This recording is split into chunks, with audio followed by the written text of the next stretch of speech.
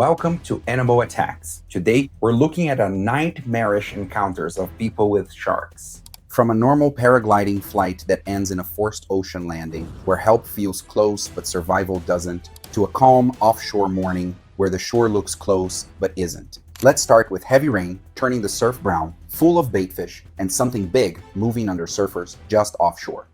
It was March 14, 2016. Brunswick Heads, New South Wales, was experiencing clean offshore winds and moderate surf conditions near the river mouth after heavy rain earlier in the week. Bentley Wagner was 31, and he worked as a roofer in a regional city that was a few miles inland. He'd been surfing that break for years, and honestly, it was kind of his escape. Like early, quiet mornings at the beach were just his way of getting away from a really demanding work schedule and family responsibility. That part always lands with me, not because it changes anything, but because it's such a normal reason to be out there at that hour. Now, earlier that week, there'd been heavy rainfall, pushing sediment-rich runoff out through the nearby river mouth. With the outgoing tide, this water was drawn seaward in a steady ebb flow, forming a narrow mixing plume where freshwater and saltwater met. Along the edges of this current, baitfish tended to concentrate into tighter pockets, while suspended sediment further reduced visibility through the channel. Any scent or disturbance in the water was also carried outward along the same flow line, dispersing through the surf break where the river mouth met deeper offshore water. Two other surfers were already in the lineup when Bentley arrived.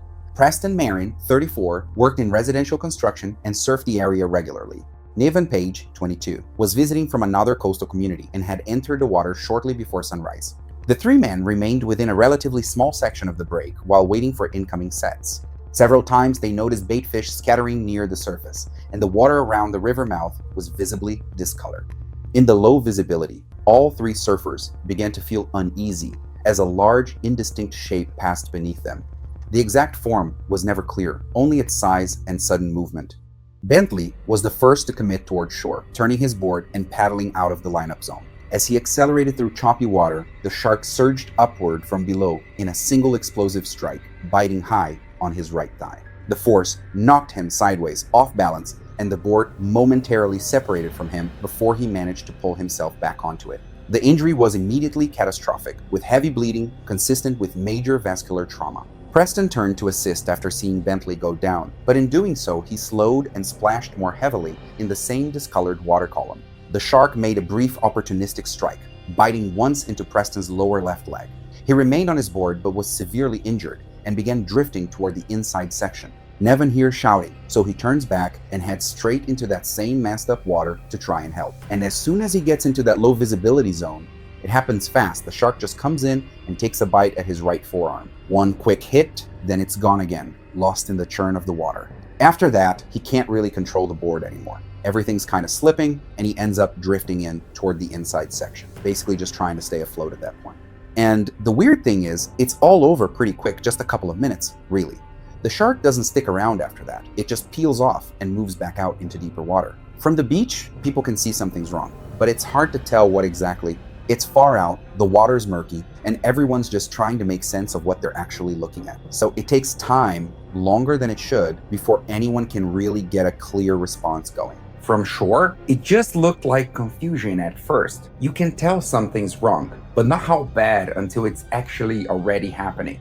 Bentley lost consciousness first due to rapid blood loss and deteriorated within minutes of the initial injury. Preston remained conscious for a longer period and was able to assist in his own movement toward shore before his condition worsened significantly in the water. Niven, though severely injured, initially retained enough control to stay with his board, but became progressively weaker over a longer interval as bleeding and exertion compounded. By the time all three were recovered toward the inside section and brought to shore, their conditions had deteriorated to different stages of critical blood loss. With Bentley, the least responsive on recovery, Preston in intermittent consciousness, and Niven still initially responsive but rapidly declining during extraction. From what I saw, it just shows how fast things can change out there. Even a few extra minutes in the water can make a big difference. Subsequent investigations attributed the incident to a single large bull shark, likely drawn into shallow water by heavy rainfall, reduced visibility, and concentrated baitfish activity near the river mouth. Medical examinations later determined that Bentley Wagner died from exsanguination following severe upper thigh trauma. Preston Marin died from catastrophic injuries to the left leg, and Neven Page died from devastating vascular injuries involving the upper thigh and groin region. The beach remained closed for several days afterward. Up next, we jump from an early surf session in Australia to a paragliding flight off Reunion Island that slowly starts drifting out over open water. It was August 22, 2018. Off the south coast of Reunion Island, a routine paragliding flight above the volcanic shoreline would end in an emergency water landing in waters known for repeated shark incidents. Marcelin Ferru was 44 years old and operated a small independent paragliding school on the island. He had more than a decade of instructional experience, nearly 900 logged flight hours, and a reputation for being cautious and methodical. Divorced and living alone, he spent most of his time teaching, maintaining equipment, and flying familiar coastal routes he had repeated many times without incident. So the flight starts off pretty normal. He launches from a coastal ridge above Petite Île, and the plan is just a standard run, landing a few miles down the shoreline. Conditions look stable, light offshore wind, nothing really unusual. On the ground, a 19-year-old assistant is basically tracking the whole thing over radio from the landing zone. And yeah, people there are already pretty cautious with overwater flights in that area because of frequent shark incidents along the southern coast. I keep thinking about how calm everything probably looked from the ground at that stage. Just another clean launch against the coastline. But then things start shifting. A sudden sea breeze pushes Marcelin farther offshore than expected, and then wind shear kicks in and he starts losing altitude steadily. At that point, it's clear he's not making it back to land. So he calls it, declares a water landing, while emergency services are already being contacted. He goes into the ocean, maybe about 1,000 feet offshore. He comes up through the collapsed canopy, manages to free himself, but one leg strap is still stuck around his right ankle. A fishing vessel sees the landing and starts heading his way, but they're still a bit too far out to reach him quickly. For several minutes, he stayed conscious and swam toward shore while clearing gear. The trailing strap continued to move beneath him as he swam. Below the surface, a large tiger shark was moving through deeper offshore water. That detail, the strap is still trailing, always sits in my mind as something that, well, changes how exposed someone is in the water like this. The first contact came without warning, a sudden upward strike from below that destabilized him and rolled his body in the water. He resurfaced, disoriented, trying to orient toward shore, not really understanding what had just hit him, only that something had violently knocked him off balance in the water. A single severe bite then took his lower left leg below the knee, causing catastrophic crush injury with likely tibia and fibula fractures and extensive soft tissue destruction. The limb was rendered non-functional immediately, and rapid blood loss began as he struggled to keep himself afloat in choppy offshore water while a fishing vessel closed the distance. The shark did not re-engage after the initial bite. He remained in the water with severe trauma until the vessel reached him and crew members pulled him aboard, beginning emergency first aid. At this point, I keep thinking about how quickly rescue is coming can stop meaning much once you're actually in the water like that. While emergency services coordinated a helicopter evacuation to a regional hospital. Even with rapid extraction and surgical intervention, his injuries were not survivable. Marcelin died later that day from hemorrhagic shock following severe lower limb trauma consistent with a large tiger shark attack in offshore waters. Investigators classified the incident as a single shark encounter influenced by low visibility, drift conditions, and the presence of a trailing harness and collapsed canopy. He initially survived the attack and was successfully extracted from the water, but his condition deteriorated rapidly due to severe blood loss before and during rescue. Despite emergency medical care and helicopter evacuation, the injuries were not survivable. The trailing harness strap and offshore drift were noted as contributing factors that increased exposure time and reduced situational control in low visibility conditions. His death prompted renewed discussion within the island's paragliding community regarding overwater coastal routes during variable wind conditions. A safety advisory was later issued recommending reduced offshore exposure during coastal flights, though no formal restrictions were introduced. Following that, we moved to night spearfishing off Pemba Island, where the only light is a small torch in black water.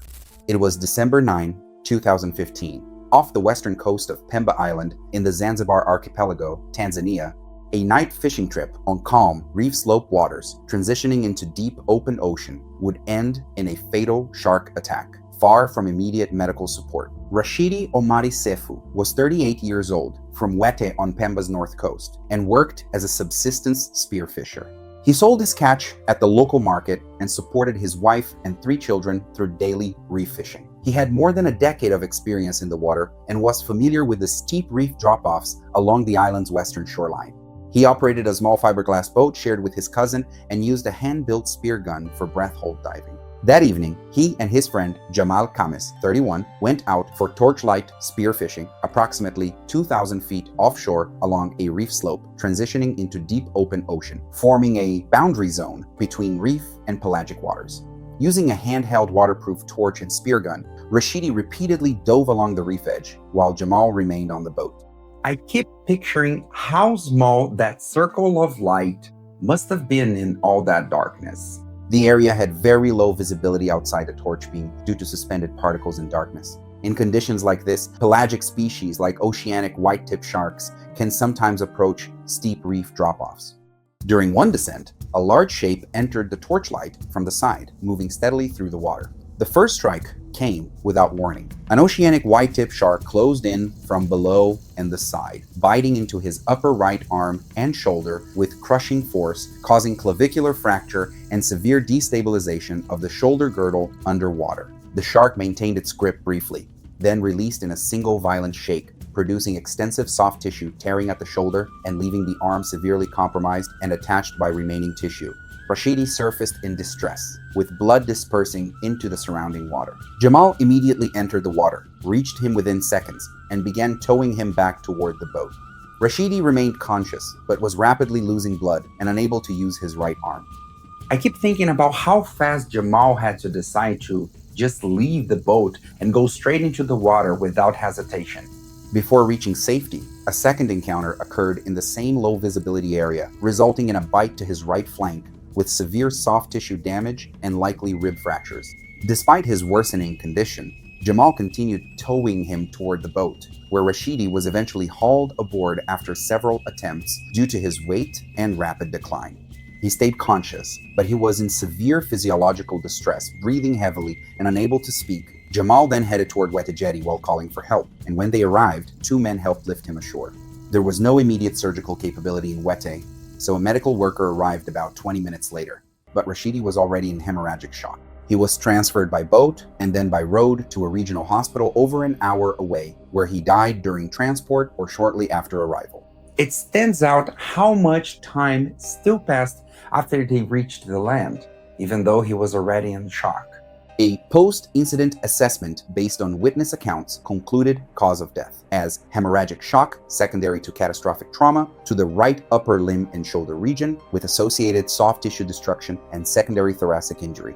He remained conscious after the attack, and drowning was not considered the primary cause of death. In the days following the incident, local authorities issued a brief advisory recommending increased caution during night spearfishing and avoiding reef edge dives beyond anchored support. The boat involved was later checked for basic safety equipment, though no formal maritime investigation or regulatory changes followed. The event remained a local topic within Wete's fishing community, particularly among torchlight spearfishing crews along the western reef slope. Now, we shift to a post-hurricane marsh floodwater in Louisiana, where the ground itself disappears under muddy water.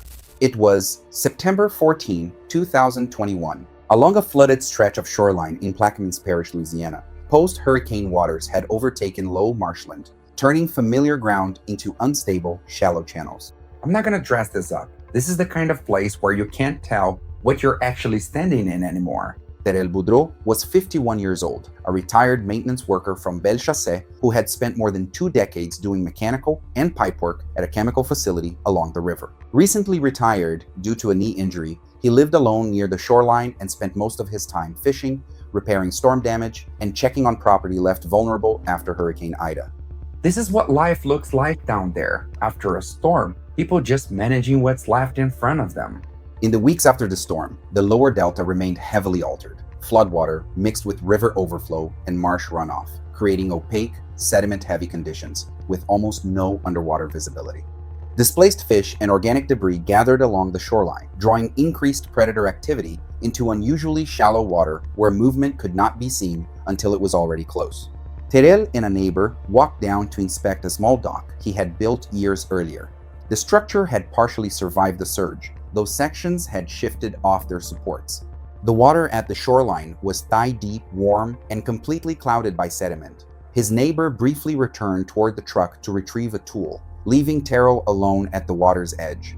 As he stood near one of the dock posts, there was a sudden disturbance in the water around his left leg, followed by a single, forceful bite from a large estuarine-adapted bull shark. The bite caused catastrophic injury to the left calf and lower leg, and he was immediately driven off balance into the soft, sediment-heavy bottom. He fell forward into the mud, unable to regain stable footing as the water around him became clouded with disturbed sediment. The shark released shortly after the initial bite and did not maintain contact. Terrell struggled to rise, but had no stable footing. His hands sank into mud with each attempt, and his face went under repeatedly as he tried to push himself upright. The soft bottom kept giving way under him, turning every movement into slow resistance against the flooded ground. The shark did not return. He lost consciousness within moments and did not regain it, as blood loss and shock progressed rapidly in the flooded conditions. And I mean, when I picture it from my side, it's just that helpless kind of struggle. Nothing solid to push off, just mud giving way every time.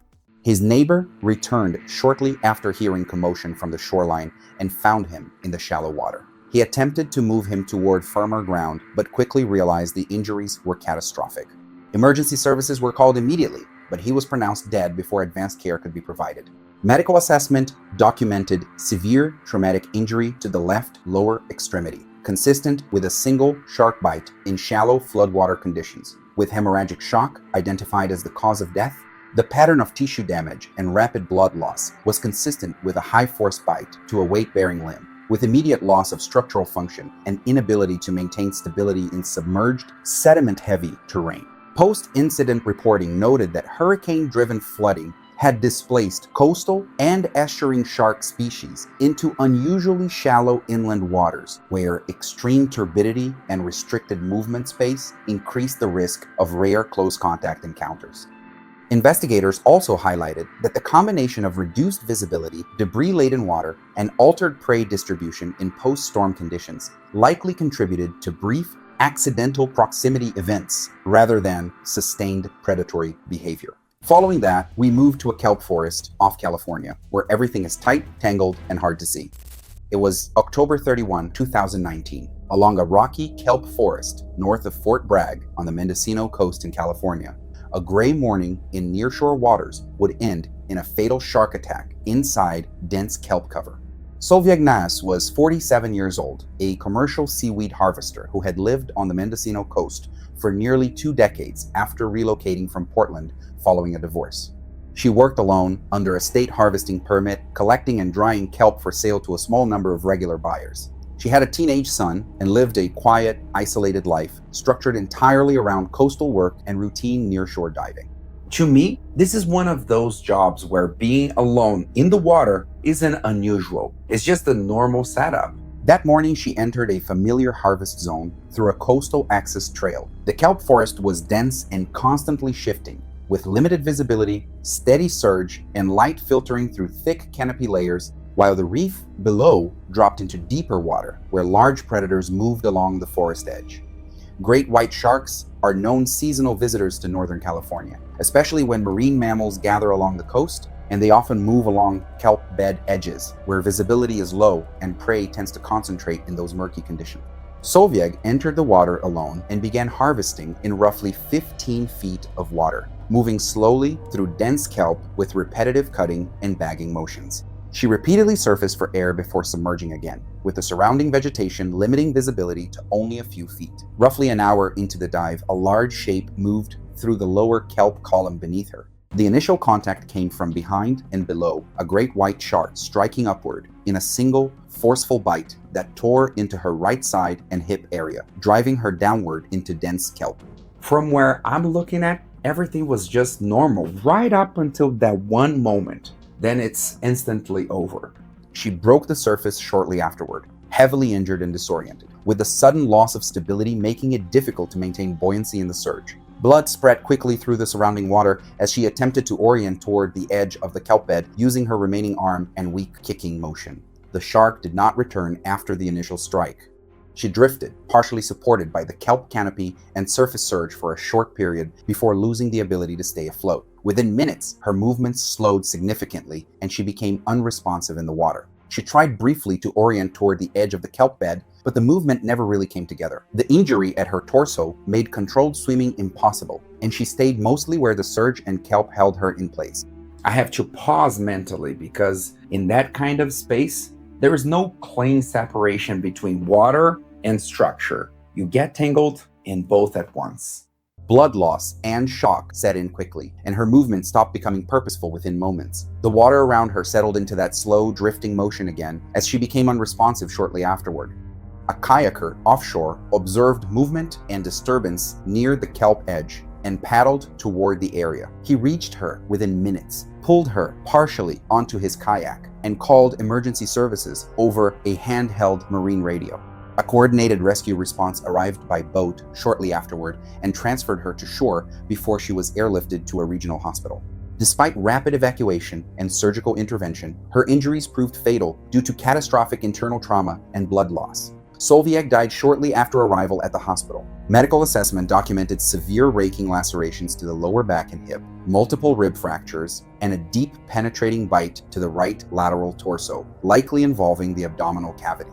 Cause of death was listed as hemorrhagic shock secondary to shark-inflicted traumatic injury. The incident was later cited in regional reports on near-shore marine hazards along the Mendocino coast, particularly in relation to seasonal shark movement through kelp forest margins. No further investigation beyond standard reporting was conducted, and there was no sustained national coverage. The last case is a narrow drainage canal in Fiji, where there's no space to move and nowhere to climb out. It was March 4, 2017. Along a drainage canal running the eastern perimeter of Nadi International Airport in Viti Levu, Fiji, a routine evening swim in brackish runoff water ended in a fatal shark attack in a confined urban waterway. Emosi Ratudakua was 23 years old, from a nearby informal settlement on the outskirts of Nadi. He worked irregular jobs, most recently as a groundskeeper at a local guest house, and spent much of his time around coastal waterways. He was a strong swimmer and familiar with the drainage canal, which local residents sometimes use despite its connection to airport runoff and tidal flow from the nearby bay. The canal was a narrow tidal channel between the airport perimeter and Nadi Bay, carrying mixed freshwater and saltwater that became brackish at high tide, with heavy sediment runoff reducing visibility to inches. Bull sharks are known to enter such systems in Fiji, following tidal currents into confined waterways, where movement is restricted and escape routes are limited. That evening, Emosi entered the canal with two friends and waded into chest-deep opaque water as the incoming tide pushed steadily upstream. His friends remained on the embankment while he drifted a few meters out in the slow current, the surface appearing calm with only faint ripples and fading light reflections. I can't stress enough how little you can actually see in water like that. It's just guesswork and movement. As he moved farther from the bank, there was no visible disturbance in the water column. No fin, no splash, no warning movement. The confined channel and steady tidal push masked any change beneath the surface. The bull shark came up from below and hit his right forearm in one sudden, explosive bite, severing the radius and ulna mid-shaft and taking the hand and lower forearm instantly. The force lifted him forward slightly, and blood spread quickly into the confined water, darkening the area within seconds. Emosi reacted immediately and instinctively, trying to turn back toward the embankment while calling out to his friends. The shark returned almost immediately. The second bite struck his right thigh just above midline, crushing muscle and tearing deep through soft tissue while severing the surface of the femur. The shark executed a short lateral shake, widening the wound and destabilizing his lower body in the shallow current before releasing. Emosi remained upright only briefly, then staggered in the water with severe blood loss from both injuries. He's just struggling to keep balance in water that's too shallow to even move properly in. His friends were directly above him on the concrete edge of the canal, shouting his name. The canal wall, however, rose too high from the waterline for him to climb unaided. Emosi reached upward with his remaining hand, managing to grip the concrete lip. One friend grabbed his wrist while the other pulled at his shirt, and together they hauled him upward onto the embankment. He collapsed onto the concrete walkway, still conscious but rapidly deteriorating. Blood loss from the forearm stump was pulsing in arterial bursts, while the thigh wound continued, a heavy, continuous bleed. His breathing was shallow and erratic, and he was unable to speak coherently. A passing vehicle stopped shortly after, and a nurse who had just finished a shift came over to help. He quickly assessed the injuries and improvised a tourniquet above the forearm using materials from the vehicle, while also keeping direct pressure on the thigh wound. Emergency services were called, and pressure was maintained until responders arrived.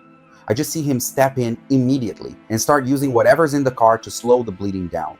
Emozi was transported to hospital in Nadi and survived the initial transfer, but arrived in critical condition due to massive blood loss and multi-site trauma. Surgical teams performed emergency intervention, but the extent of tissue destruction required a higher-level amputation of the right arm and extensive debridement of the right thigh, with significant vascular and muscular damage limiting reconstruction. Despite treatment, he died later that night from hemorrhagic shock and systemic collapse following catastrophic blood loss. Medical assessment documented traumatic amputation of the right forearm at midshaft with complete distal loss, and severe crush and laceration trauma to the right thigh with partial cortical damage to the femur. Cause of death was recorded as exsanguination, secondary to severe extremity trauma in a confined tidal canal, complicated by delayed definitive surgical control. Local reports described the incident briefly in connection with post-storm safety concerns in urban waterways near Nadi. No structural changes or warning signage were added, and the canal continued to be used informally despite known tidal shark movement risk.